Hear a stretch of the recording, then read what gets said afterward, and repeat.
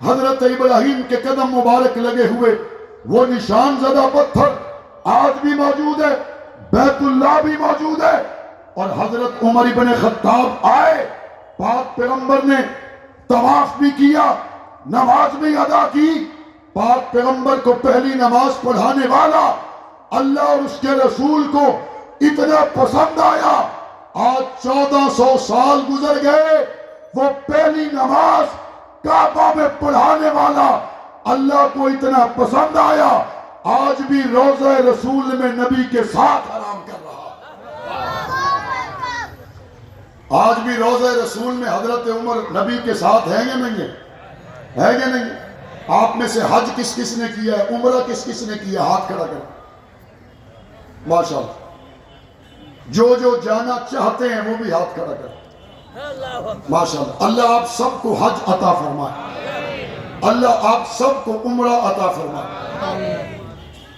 حضور نبی کریم صلی اللہ علیہ وسلم کے روضہ کی زیارت کر کے آنے والا جب اپنے گھر میں آتا ہے، آپ اس کو مبارکباد دینے کے لیے جاتے؟ اگر کوئی حج کر کے آئے تو مبارکباد دینے جاتے ہو؟ عمرہ کر کے آئے تو مبارکباد دینے جاتے ہو؟ اور اس کو کیا کہتے ہو؟ کہتے ہو تم بڑے خوش نصیب ہو، تم نے بیت اللہ کی زیارت کی ہے، تم بڑے خوش نصیب ہو، تم نے حضور کے روضے کی زیارت کی ہے، تم بڑے خوش نصیب ہو، تم نے حضور کے روضے پہ سلام پیش کیا۔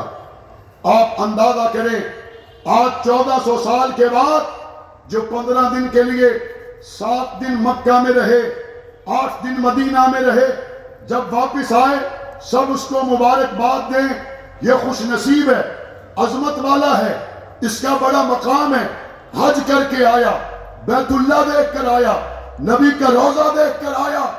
عمر فاروق کی شان کے کیا کہنے، اس نے بیت اللہ کو بھی دیکھا، رسول اللہ کو بھی دیکھا۔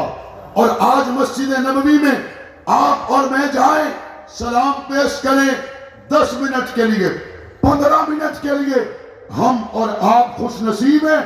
عمر ابن خطاب 1400 سال سے حضور کے ساتھ آرام فرما رہا ہے، وہ کتنا خوش نصیب ہے۔ اللہ کے رسول صلی اللہ علیہ وسلم۔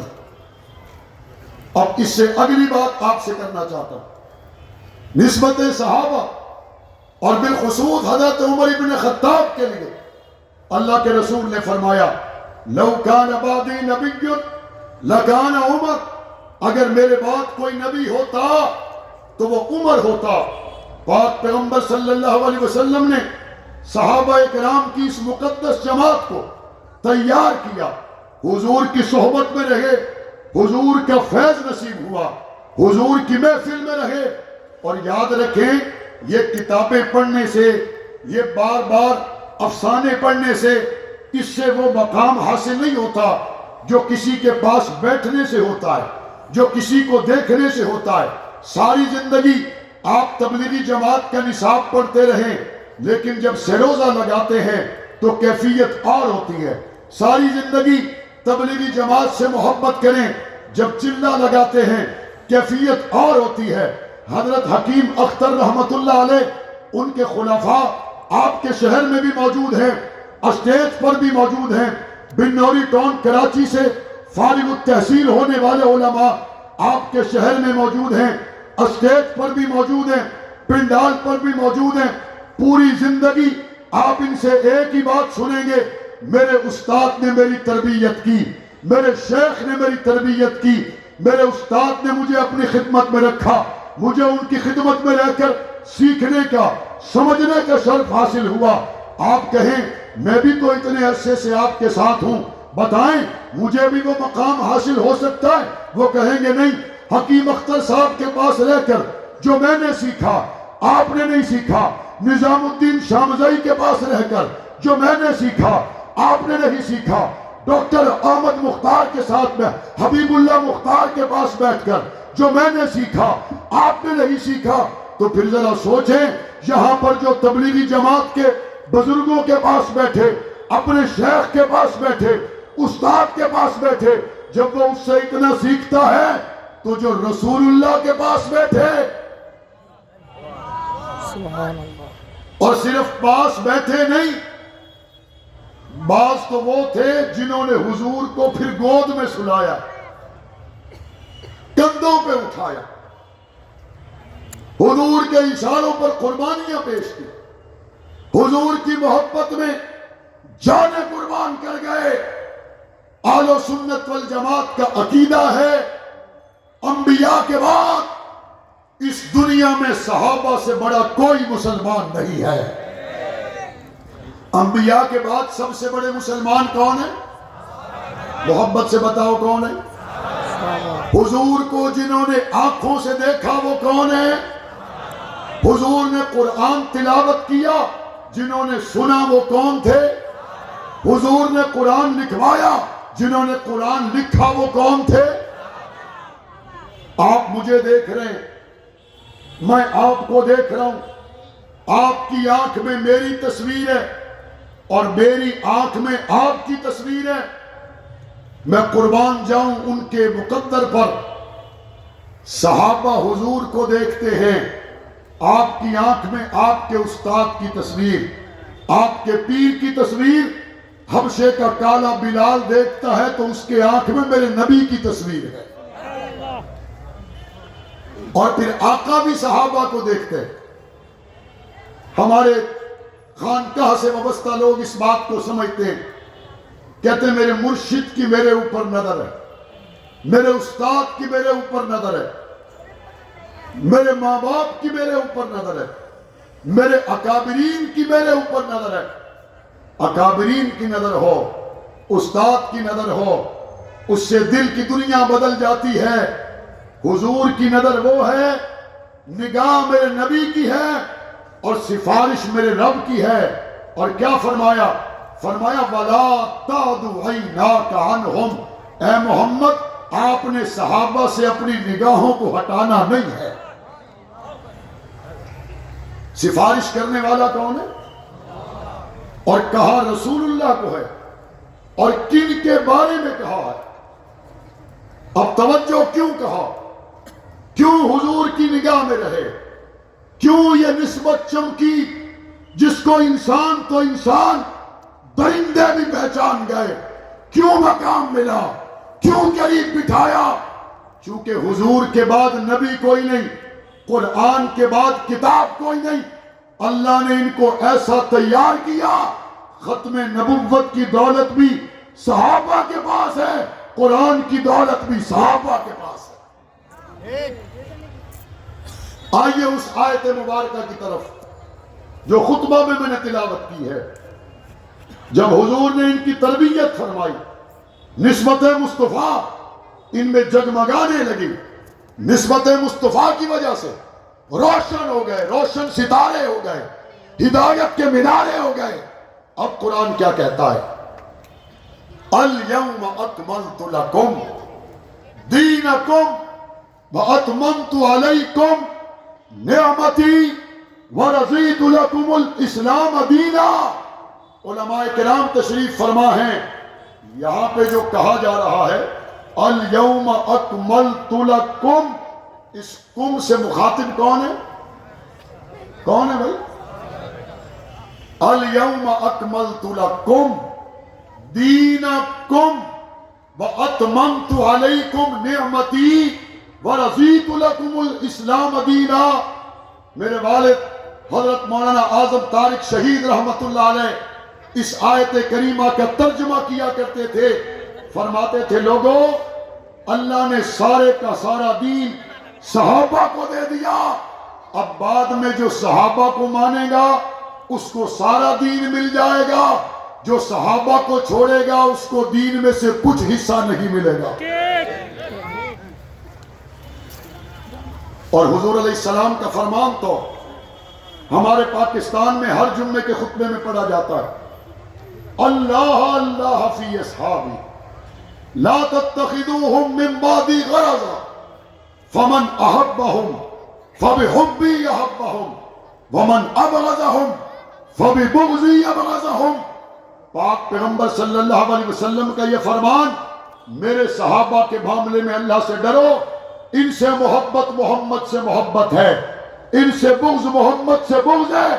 حضور نے طائف میں پتھر برداشت کیے لیکن کسی کو بد دعا دی نہیں، کسی کو بد دعا دی؟ نہیں، حضور نے شیب ابی طالب کی گھاٹی میں سال ہر سال گزارے لیکن کسی کو بد دعا دی؟ آؤ ترمذی شریف کی حدیث دل پہ لکھ کے جاؤ۔ پاک پیغمبر صلی اللہ علیہ وسلم کے پاس ایک جنازہ لایا گیا اور حضور علیہ السلام نے فرمایا اس جنازے کو لے جاؤ، محمد اس پہ نماز جنازہ نہیں پڑھائے گا۔ صحابہ نے عرض کی یا رسول اللہ پہلے کسی پہ قرض ہوتا، آپ فرماتے اس کے قرض کی ادائیگی کون کرے گا؟ اگر کوئی بندہ ذمہ لیتا آپ نماز جنازہ پڑھا دیا کرتے۔ آپ نے آج ایسا عمل کیا جو اس سے پہلے آپ سے کبھی ہم نے نہیں دیکھا۔ سنو پاک پیغمبر نے کیا فرمایا؟ فرمایا میں اس کا جنازہ نہیں پڑھاؤں گا کیونکہ اس مرنے والے کے دل میں میرے عثمان کا بغض ہے۔ اگر کسی کے دل میں حضرت عثمان کا بغض ہو تو رحمت والے نبی اس کا جنازہ نہیں پڑھاتے۔ حضرت عثمان کا بغض ابو بکر عمر عثمان کے بعد، ابو بکر عمر کے بعد حضرت عثمان کا درجہ ہے۔ اور بغض کس کو کہتے ہیں؟ بغض اسے کہتے ہیں جو دل میں ہو، چھپا ہوا ہو، زبان پر نہ آئے، لکھ کر کتاب پر نہ آئے، قلم پر نہ آئے، اگر زبان پہ آ جائے اب تو تبرہ ہے، اب تو گالی ہے، اب تو بکواس ہے۔ بغض چھوٹا درجہ ہے، پھر اس بغض کے مطابق الفاظ بولنا یہ تو اس سے بھی بدتر ہے، اور پھر ان الفاظ کو لکھنا یہ اس سے بھی بدتر ہے۔ تو سمجھ لیں اگر دل میں چھپا ہوا بغض اس قدر برا ہے کہ نبی اس کا جنازہ نہیں پڑھاتا، جو کتابیں لکھے پھر وہ کیسے اسلام والا ہو سکتا ہے؟ جو قلم چلائے اس کا جنازہ کیسے پڑھا جا سکتا ہے؟ آج جن کو حضرت عثمان میں خامیاں نظر آتی ہیں، حضرت عثمان میں خامیاں نظر آتی ہیں، اس بات کو جان لیں اگر کسی مدرسہ کے بچے فیل ہو جائیں تو استاد پر الزام آئے گا یا شاگردوں پر آئے گا؟ استاد پر الزام آئے گا۔ حضرت عثمان وہ ہیں جن کو پاک پیغمبر نے 21 مرتبہ جنت کی بشارت دی ہے۔ عثمان وہ ہیں جن کو یک بعد دیگرے حضور نے 2 بیٹیاں دی۔ حضرت ام کلثوم کا جب انتقال ہوا حضرت عثمان غمزدہ تھے۔ پاک پیغمبر نے پوچھا عثمان پریشان کیوں ہو؟ کہا یا رسول اللہ وہ خوبصورت سسر داماد کا جو تعلق تھا وہ پھر ٹوٹ گیا۔ ایک روایت کے مطابق 40، ایک کے مطابق 100۔ پاک پیغمبر نے حضرت عثمان کی دلجوئی کے لیے فرمایا عثمان محمد کی 40 بیٹیاں بھی ہوتی ایک ایک کر کے تیرے نکاح میں دیتا، کیونکہ محمد سے اچھا سسر کوئی نہیں، عثمان سے اچھا داماد کوئی۔ حضرت عثمان میں میرے نبی کو تو کوئی کمی نظر نہیں آئی۔ حضرت عثمان میں میرے نبی کے ابو بکر عمر کو تو کوئی کمی نظر نہیں آئی۔ آپ کسی جگہ بیٹی کا رشتہ کریں اور وہ بیٹی پوری زندگی تکلیف میں رہے، اس گھر میں اس کو خوشی نہ ملے، اب وہ بیٹی آپ کی فوت ہو جائے، آپ کا داماد آ کر کہے دوسری بیٹی کا رشتہ دے دو، آپ کہیں گے نہیں بھائی ہماری تو پہلی بیٹی آپ کے گھر میں بڑی تکلیف میں رہی، ہم تو دوسری بیٹی کا رشتہ آپ کو نہیں دیتے، بس جو پہلے ہم نے برداشت کیا وہی کافی ہے۔ دیکھو کیسی حضرت عثمان نے میرے نبی سے دعا لی۔ حضرت رقیہ بیمار ہوئی، پاک پیغمبر نے فرمایا عثمان تم رقیہ کی خدمت کرو، اجر اللہ تمہیں وہ عطا کرے گا جو اصحاب بدر کو اجر ملتا ہے۔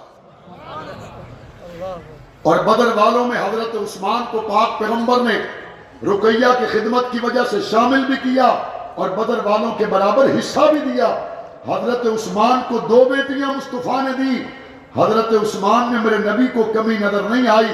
حضرت عثمان کا لکھا ہوا قرآن آج 1400 سال کے بعد بھی پڑھا جا رہا ہے، اس قرآن میں کسی کو کمی نظر نہیں آئی۔ حضرت عثمان پر کوئی شخص انگلی نہ اٹھا سکا. آج اپنے آپ کو مسلمان کہنے والا حضرت عثمان پر انگلیاں اٹھائے. میں مختصراً اس میں یہ کہنا چاہتا ہوں، ساری زندگی کا خلاصہ مومن کا 2 لفظوں میں ہے، رب راضی ہو جائے اور جنت مل جائے. عثمان سے رب راضی بھی ہو گیا اور اس کو جنت بھی مل گئی. اب عثمان کو دیکھ کر رب کو راضی کرو، عثمان کے پیچھے چل کر جنت کا راستہ دیکھو، عثمان پر تنقید کر کے جہنم کے ایندھن نہ بنو. حضرت عثمان غنی ہو یا صحابہ کرام ہو، ان کو اللہ نے اس لیے پیدا نہیں کیا کہ ان پہ تنقید کی جائے. صحابہ کو اللہ نے اس لیے پیدا کیا ان کی تقلید کی جائے. صحابہ تنقید کے لیے نہیں، صحابہ تقلید کے لیے ہیں. اور حضور علیہ السلام نے عرفات کے میدان میں اس قرآنی آیت کے مطابق دین کن کے حوالے کیا؟ دین کن کے حوالے کیا؟ سارے کا سارا دین صحابہ کرام کو دیا. اور ساتھ پاک پیغمبر نے ان کو کیا فرمایا؟ فرمایا جو مجھ تک نہیں آئے بلغوا عنی ولو آیا، ان تک تم نے پہنچانا ہے، ایک آیت کی بقدر ہی کیوں نہ ہو. آپ سے پوچھنا چاہتا ہوں، بنگلہ دیش میں تمام لوگوں کے پاس سرکاری ملازمت ہے؟ تمام علاقوں میں پکی سڑکیں ہیں؟ ہر جگہ پر مکمل روزگار کے مواقع موجود ہیں؟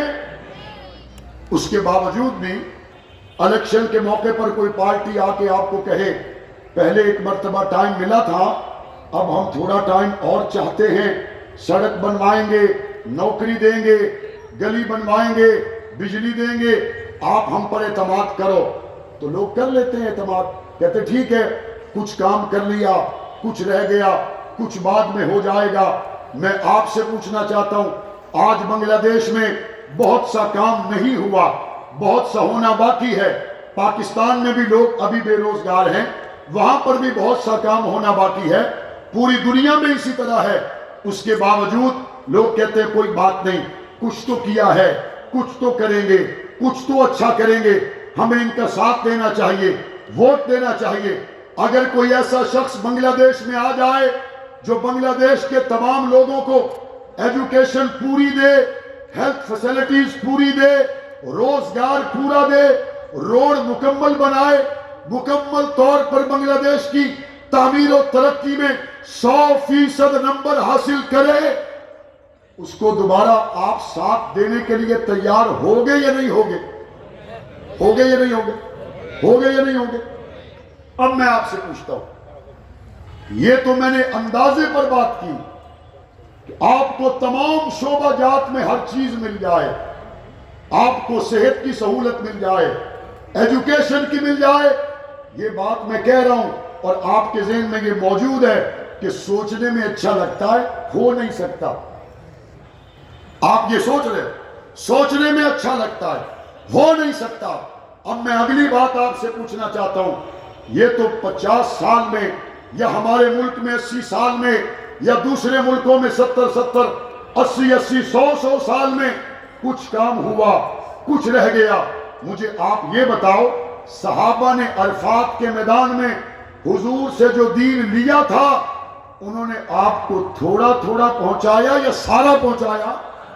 بولو، تھوڑا تھوڑا. قرآن کے 3 سپارے پہنچے، باقی رہتے ہیں. حدیثیں تھوڑی سی پہنچی، باقی رہتے ہیں. نمازیں 2 پہنچی، باقی رہتی ہیں. سارے کا سارا دین نبی سے لینے والے کون؟ محبت سے بتائیں بھئی کون؟ سارے کا سارا دین نبی سے لینے والے کون؟ اور نبی سے لے کر امت کو دینے والے کون؟ میرے والد علامہ اعظم طارق شہید رحمت اللہ علیہ پاکستان کی قومی اسمبلی میں انہوں نے یہ بل پیش کیا کہ صحابہ اہل بیت کی ناموس کے لیے قانون بنایا جائے. ان کی عزت اور احترام ہر مسلمان کے ایمان کا حصہ ہے. اگر کوئی صحابہ کو اہل بیت کو برا کہے، اس کے خلاف قانون حرکت میں آنا چاہیے. مولانا اعظم طارق کا یہ محبت صحابہ میں کیا جانے والا مطالبہ صرف زبان سے دہرایا جانے والا مطالبہ نہیں تھا. ان کو جیل میں ڈالا گیا، وہ باہر آئے، انہوں نے پھر وہی مطالبہ کیا، ان کو ہتھکڑیاں پہنائی گئی، بیڑیاں پہنائی گئی، ان پر قاتلانہ حملے ہوئے، یہاں تک کہ قومی اسمبلی کے اجلاس میں جاتے ہوئے ان کو دشمنان اصحاب رسول نے، دشمنان اہل بیت رسول نے 40 گولیاں مار کر شہید کر دیا، لیکن الحمدللہ آخری وقت تک، آخری خون کے قطرے تک وہ حضور کی ختم نبوت کے تحفظ کے لیے، صحابہ اہل بیت کی ناموس کے تحفظ کے لیے اپنی آواز بلند کر رہے تھے۔ صحابہ ہمارے محسن ہیں، امریکہ کے مسلمان کا محسن بھی صحابہ ہے، بنگلہ دیش کے مسلمان کے محسن بھی صحابہ ہیں، پوری دنیا کے قرآن پڑھنے والے مسلمانوں کے امام صحابہ ہیں، اور ہم اپنے محسنوں کا تعارف اپنی محفلوں میں بھی کرائیں گے، اپنی نسلوں کو بھی کرائیں گے، اپنے بچوں کو بھی کرائیں گے، جنہوں نے حضور پر جان قربان کی ان کا تعارف گلی گلی کوچے کوچے میں کروانا حل جزاء الاحسان الا الاحسان کا تقاضا ہے۔ صحابہ سے محبت کے ترانے عام کرو گے انشاءاللہ؟ انشاءاللہ۔ علامہ اعظم طارق شہید رحمت اللہ علیہ خلاصے کے طور پر فرمایا کرتے تھے، یہ خلاصہ ایک شہید نے اپنی تقاریر میں بیان کیا، میں چاہتا ہوں ان کے لیے صدقہ جاریہ ہو جائے اور یہ خلاصہ میں آپ کو منتقل کروں، آپ بھی اس کو دل کی تختی پہ لکھیں اور اپنے بچوں کو بھی یہ بتائیں۔ فرمایا کرتے تھے لوگوں، صحابہ وہ ہیں جن کا مدرسہ بیت اللہ، صحابہ وہ ہیں جن کے استاد رسول اللہ، صحابہ وہ ہیں جن کا نصاب کتاب اللہ، صحابہ وہ ہیں جو حزب اللہ، صحابہ وہ ہیں جن کا امتحان لینے والا اولئک الذین امتحن اللہ، اور اس کا نتیجہ رضی اللہ۔ فرمایا جو مانے رحمت اللہ، جو نہ مانے لعنت اللہ۔ صحابہ کا مدرسہ کیا ہے بھائی؟ مدرسہ کیا ہے؟ مدرسہ کیا ہے؟ استاد کون ہے؟ استاد کون ہے؟ اور نصاب کیا ہے؟ کتاب اللہ۔ نصاب کیا ہے؟ امتحان لینے والا کون ہے؟ خود اللہ۔ اور امتحان کے بعد رزلٹ کیا ہے؟ رزلٹ کیا ہے؟ ہم چاہتے ہیں سارے اللہ ہم سے راضی ہو جائے۔ کون کون چاہتا ہے اللہ ہم سے راضی ہو جائے؟ اللہ ہم سب سے راضی ہو جائے، اللہ ہم سب سے راضی ہو جائے۔ لیکن پتہ ہے اللہ تعالیٰ رضا کا اعلان کب کرے گا؟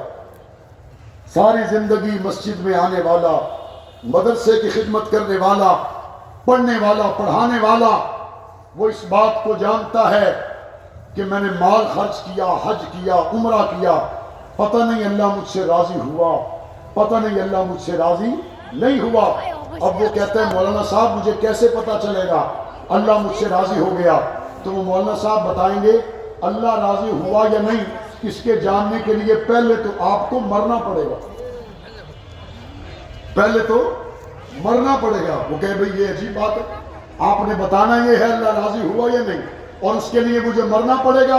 وہ کہتے ہاں پہلے مرنا پڑے گا، قیامت تک قبر میں رہنا پڑے گا، پھر 50,000 سال کے دن میں اٹھنا پڑے گا، پھر پل صراط سے گزرنا پڑے گا، پھر رب کے خاص فضل سے جنت میں جاؤ گے، اور جنت میں اللہ جنتیوں کو بلا کر اعلان کرے گا او جنتیوں آج میں تم سے راضی ہو گیا، اب میں نے تم سے ناراض نہیں ہونا۔ یہ تھوڑا سا فاصلہ ہے، یہ بہت لمبا فاصلہ ہے، تھوڑا سا یہ بہت لمبا ہے۔ اب سنو صحابہ کا مقام کیا ہے۔ مجھے اور آپ کو اللہ کی رضا کے پروانے تک پہنچنے کے لیے پہلے مرنا، پھر قبر میں رہنا، پھر 50,000 سال کا دن، پھر پل صراط سے گزرنا، پھر جنت میں جانا، اور تب رب اعلان کرے گا میں تم سے راضی ہوا۔ لیکن لوگوں، صحابہ وہ مقدس لوگ ہیں، ابھی مرے نہیں، ابھی قبر میں گئے نہیں، ابھی پل صراط پہ گزرے نہیں، ابھی 50,000 سال کا دن آیا نہیں۔ اللہ قرآن میں کہتا ہے رضی اللہ عنہم ورضوا عنہ، یہ مجھ سے راضی ہو گئے، میں ان سے راضی ہو گیا۔ مجھے اور آپ کو پتہ نہیں ہے جنت ملے گی یا نہیں ملے گی۔ صحابہ کے لیے قرآن کہتا ہے اولئک هم الوارثون الذین یرثون الفردوس ہم فیہا خالدون. جنت کا وارث صحابہ کو اللہ نے بنایا جو جنت کے وارث بن گئے، جن سے رب راضی ہو گیا. اب جو اللہ کو راضی کرنا چاہتا ہے وہ صحابہ کے پیچھے چلے، جو جنت میں جانا چاہتا ہے وہ صحابہ کے پیچھے چلے. اللہ ہم سب کا حامی ناصر.